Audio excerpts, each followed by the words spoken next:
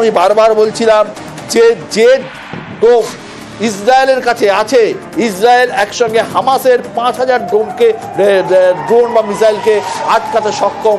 ভারতের defence system কিন্তু যথেষ্ট পোক্ত, তাই তো কর্নেল ভাদুড়ী?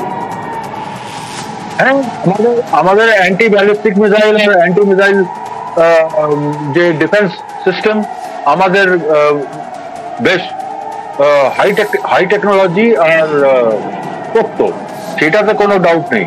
হ্যাঁ, ইসরায়েলের যে আপনি কথা বললেন, ইসরায়েলের কাছে আয়রন ডোম আছে, ওই আয়রন ডোম আমাদের কাছে নেই, কিন্তু আমাদের কাছে আমাদের ওয়েলটন আছে। ইসরায়েলের কাছে আয়রন ডোম আছে কারণ ইসরায়েল একটা অত্যন্ত ছোট দেশ, একদম ভৌগোলিক দিক থেকে ভারতের মতো এত বৃহত্তর দেশের আয়রন ডোম মানে কথা খরচা প্রচুর আমার ধারণা।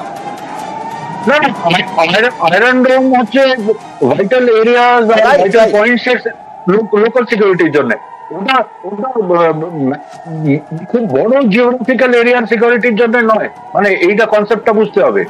মানে আয়রন ডোম হচ্ছে যেমন ফর এক্সাম্পল আয়রন ডোম আমাদের দিল্লির যে মেন কোর্ট এনসিআর যেটাতে পার্লামেন্ট, হাউস, প্রেসিডেন্ট, তো আয়রন ডোমের রুম হবে ওই মানে ইন্দিরা গান্ধী ইন্টারন্যাশনাল এয়ারপোর্ট, মানে পালাম এয়ারপোর্ট স্টেশন, ওই জিওগ্রাফিক্যাল এরিয়াটাকে প্রোটেক্ট করবার জন্য ওই ধরনের টেকনোলজি হচ্ছে আয়রন ডোম।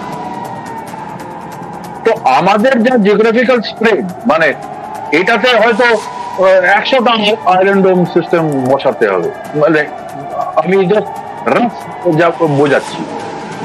কর্নেল ভাদুড়ী, আপনার কাছে জানতে চাইব যে এই মুহূর্তে আমাদের কাছে যা খবর আছে তাতে আমরা দেখতে পাচ্ছি যে পাকিস্তানের 5টি জায়গায় ভারতীয় ফৌজ বা ভারতীয় এয়ারফোর্স, ভারতের সিস্টেম আক্রমণ করেছে।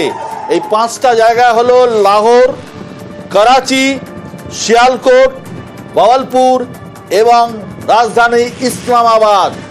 প্রত্যেকটাই পাকিস্তানের অত্যন্ত গুরুত্বপূর্ণ জায়গা, পাকিস্তানের হৃদয়, পাকিস্তানের হার্ট। লাহোর, করাচি, ইসলামাবাদ, শিয়ালকোট, বাওয়ালপুর, এই 5টি জায়গায় ভারতীয় এয়ারফোর্স আক্রমণ করেছে। এবং শিয়ালকোটের হাল তো আপনি দেখছেন, শিয়ালকোটে কিভাবে বৃষ্টির মতো বোমা পড়ছে। হ্যাঁ, অবশ্যই শিয়ালকোট মানে ইম্পর্টেন্ট হয়ে যায়, কারণ শিয়ালকোট হচ্ছে জম্মু অ্যাক্সিসে, মানে আমাদের যেটা নর্দার্ন, আমাদের একটা তো চিকেন নেক হচ্ছে শিলিগুড়ি করিডোর, শিয়ালকোট ডমিনেট করে ওই জম্মু আর পাঞ্জাবের যে বর্ডার এরিয়া, ওটাকেও আরেকটা চিকেন নেক বলে, তো ওইটাকে ডমিনেট করে। তো শিয়ালকোটকে ডমিনেট যদি কন্টিনিউয়াসলি ডমিনেট করে রাখা যায়, তাহলে আর্মি মুভমেন্ট কোন সেক্টরে, জম্মু কাশ্মীর সেক্টরে হবে না, মানে আমরা যদি ডমিনেট করে রাখি। তো শিয়ালকোটের ওপরে একটা কারণ সেইটাও আছে। তাছাড়া আমি যা শুনলাম, ওদের যা এয়ার ডিফেন্স অ্যাসেট আছে ওটাকে ডিস্ট্রয় করবার জন্য সিভিলিয়ানদেরকে তো টার্গেট করা হচ্ছে না, মিলিটারি অ্যাসেটস কে টার্গেট করা হচ্ছে। আমি জানি না পাকিস্তানের এয়ার ডিফেন্সে কি আছে। অ্যাকচুয়ালি পাকিস্তানের এয়ার ডিফেন্স সিস্টেম আমার ধারণা চাইনিজ এয়ার ডিফেন্স সিস্টেম, সুতরাং কি আছে আমার জানা নেই। একেবারে ওদের থেকে তো ভিক্ষা করতে হয় বিশ্বদা, একদম ওদের থেকে তো চেয়ে চিনতে ভিক্ষা করে কাটাতে হয় পাকিস্তানকে। এই ক্ষেত্রে একটা জিনিস বলেই দিই দর্শকদের জন্য, যে ভারতীয় বায়ুসেনার রয়েছে মোট 2229টি বিমান। এর মধ্যে যুদ্ধ বিমান ভারতের বায়ুসেনা রয়েছে 513টি, রয়েছে রাফালের মতো অত্যাধুনিক বিমান। পাকিস্তানের মোট বিমান সংখ্যা 1399, এর মধ্যে যুদ্ধ বিমান 328টি। এবং পাকিস্তানের সব থেকে আধুনিক যুদ্ধ বিমান হচ্ছে সেই F-16, সেটাও বহু বছরের পুরনো। ভারতের কিন্তু রাফাল রয়েছে, এটা মাথায় রাখতে হবে। একেবারে উত্তর পশ্চিম ভারতে ইতিমধ্যেই কিন্তু নিরাপত্তার কড়া বেষ্টনী, সেখানে ডিপ্লয় করা হচ্ছে আরো অতিরিক্ত সেনা। একটু জানার চেষ্টা করি, আপডেট নেব আমাদের প্রতিনিধি আবির ঘোষালের কাছে। লেটেস্ট কি আপডেট আছে একবার জানবো আবির।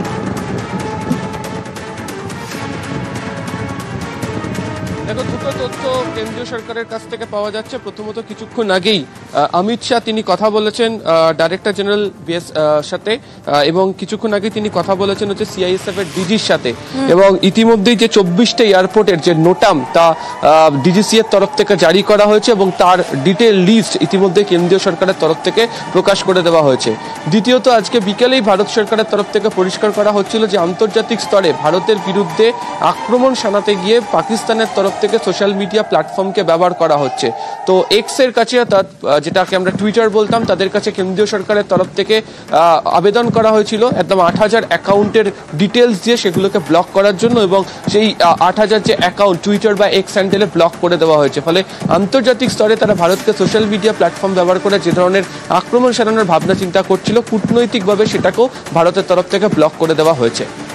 আবির, তুমি আমাকে বলো, তুমি যে মুরুমেনার প্রশ্নটার উত্তর দিলে, এই নোটামটা কি? আমরা নোটামটা সাধারণ মানুষের কাছে জানাও, নোটামটা কি?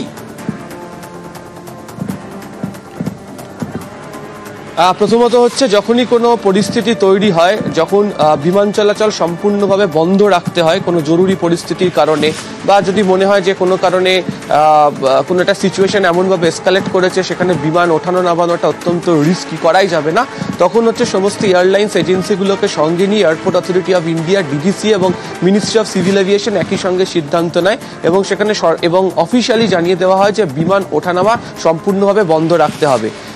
যে নোটামের লিস্ট কিছুক্ষণ আগেই মিনিস্ট্রি অফ সিভিল এভিয়েশনের তরফ থেকে বা ডিডিসি এর তরফ থেকে পাওয়া যাচ্ছে, 24টি বিমানবন্দরের তারা তালিকা দিয়ে দিয়েছে এবং সেখানে বিমান চলাচল সম্পূর্ণভাবে বন্ধ বলে উল্লেখ করে দেওয়া হয়েছে। এবং এই সিদ্ধান্ত সমস্ত এয়ারলাইন এজেন্সিকে মানতেই হবে। এর আগে যখন পাকিস্তান এয়ার স্পেস বন্ধ করা হয়েছিল, বা ইন্ডিয়াও যখন পাকিস্তানের দিক থেকে আসা বিমানের এয়ার স্পেস যখন বন্ধ করেছিল, তখন ইন্টারন্যাশনাল প্রচুর বিমান রয়েছে যাদেরকে ভারতের মাটি ব্যবহার করে, ভারতের পশ্চিম দিক ব্যবহার করে উড়ে যেতে হতো। সেক্ষেত্রেও তাদেরকে ভারতের মাটি ব্যবহার করে তারা যেতে পারবে না, কারণ নোটাম জারি করা হয়েছে যে সমস্ত বিমানবন্দরগুলোতে, যে সমস্ত রুটগুলোতে, সেখানে ভারতের তরফ থেকে বাড়তি সতর্কতা হিসাবে সিদ্ধান্ত গ্রহণ করা হয়েছে। ফলে এই নোটাম, এই বিষয়টি হচ্ছে বিমান চলাচল সম্পূর্ণভাবে বন্ধ রাখার যে সিদ্ধান্ত, ওই আকাশ সীমা কোনোভাবেই যে ব্যবহার করতে পারা যাবে না সেটা অফিসিয়ালি জানিয়ে দেবে, এবং সেটাই ভারত সরকারের তরফ থেকে করা হলো। একেবারে তার মধ্যে এই যে এয়ারপোর্ট গুলো যেগুলো বন্ধ, আমি একদম ছোট করে গুরুত্বপূর্ণ এয়ারপোর্ট গুলো বলে দিই। চণ্ডীগড়, শ্রীনগর, অমৃতসর, লুধিয়ানা, পাটিয়ালা, শিমলা, কাংরা, যেই বিমানবন্দরগুলো ইতিমধ্যেই বন্ধ করে দেওয়া হয়েছে, জয়সলমের, যোধপুর, বিকানের, হালওয়ারা, পাঠানকোট, জম্মু, লে, তার পাশাপাশি জামনগর, হিরাসর, পোরবন্দর, কান্ডলা, ভুজ এবং কচ্ছ, সেখানেও কিন্তু আমরা দেখছি ইতিমধ্যেই অতিরিক্ত সেনা মোতায়েন করা হয়েছে। আমাদের এই খবরেই নজর রয়েছে। লাহোরে বাজছে এয়ার রেড সাইরেন, ভয়ে কাঁপছে লাহোর। রুমেলা, এই মুহূর্তে আমি ফ্লাইট রাডার খুলেছি, আমার দর্শকদের দেখাই, পাকিস্তানের আকাশে একটিও প্লেন নেই, একটিও প্লেন দেখা যাচ্ছে না পাকিস্তানের আকাশে। লাহোর থেকে করাচি, ইসলামাবাদ থেকে গোটা পাকিস্তানের আকাশে আমি একটি প্লেনও দেখতে পাচ্ছি না। মুলতান, ফয়জলাবাদ, বাওয়ালপুর, শুক্কুর, মিরপুর, পাকিস্তানের আকাশে একটিও প্লেন নেই। ভারতের আকাশে প্লেন এবং সমস্ত আন্তর্জাতিক প্লেন কিন্তু আরব সাগরের ওপর দিয়ে উড়ছে। দেখতে পাচ্ছ তুমি আমার মোবাইলে যে আমরা দেখাচ্ছি, পাকিস্তানের আকাশে কোনো প্লেন নেই, সমস্ত প্লেন কিন্তু ভারতের আকাশে উড়ছে। 24টি এয়ারপোর্ট বন্ধ ঠিকই, কিন্তু আন্তর্জাতিক সমস্ত প্লেন ভারতের আকাশে উড়ছে। পাকিস্তানের আকাশে ডোমেস্টিক প্লেন তো ছেড়েই দাও, কোনো আন্তর্জাতিক প্লেনও পাকিস্তানের আকাশের ওপর দিয়ে উঠছে না। তার কারণ ভারত যে হামলা চালাচ্ছে, সেই হামলায় আন্তর্জাতিক শক্তি জানে ভারতের ক্ষমতা কতটা। এই মুহূর্তে খবর, পাকিস্তানের প্রধানমন্ত্রী শাহবাজ শরীফ নাকি বাংকারে লুকিয়ে পড়েছেন। এই মুহূর্তের খবর, পাকিস্তানের প্রধানমন্ত্রী শাহবাজ শরীফ নাকি বাংকারে ঢুকে পড়েছেন। আকাশ যুদ্ধে কুপকাট পাকিস্তান, আর সেখানে পাকিস্তানের আকাশের যে ছবি দেখানো হলো, সেখানে একটিও প্লেন নেই এবং হাই অ্যালার্ট। এই মুহূর্তে পাকিস্তান জুড়ে high alert, air raid siren বাজছে লাহোরে বাজছে এয়ার রেড সাইরেন। পাকিস্তান জুড়ে হাই অ্যালার্ট এই মুহূর্তে। যে কথা বিশ্বদা বলছিল, আকাশপথে যুদ্ধে কুপকাত তো পাকিস্তান বটেই। এবং শাহবাজ শরীফ কোথায় শাহবাজ শরীফ? শোনা যাচ্ছে তিনি নাকি বাংকারে গিয়ে লুকিয়ে পড়েছেন, কারণ গোটা দেশে হাই অ্যালার্ট জারি, গোটা দেশে ঢুকে মারছে ভারতীয় সেনা।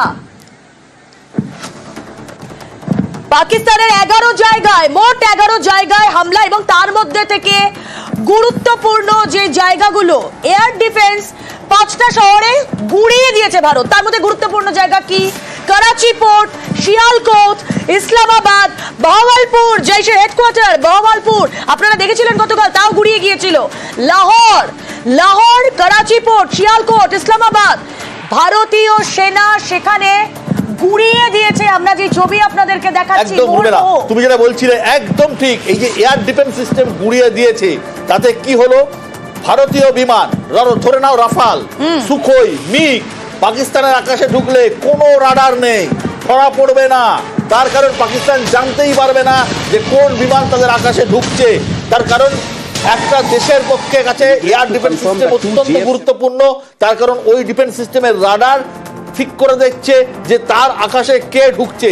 পাকিস্তানের আকাশ এই মুহূর্তে সম্পূর্ণ অরক্ষিত, অর্থাৎ এই মুহূর্তে ভারতীয় বায়ুসেনা যদি পাকিস্তানের ইসলামাবাদ, করাচি, লাহোরে ঢোকে, কোনোভাবেই পাকিস্তানের কোনো রাডার কাজ করছে না। সমস্ত বায়ুসেনার গুড়িয়ে দিয়েছে ভারতীয় বায়ুসেনা পাকিস্তানের ডিফেন্স সিস্টেম বা রাডার সিস্টেমকে।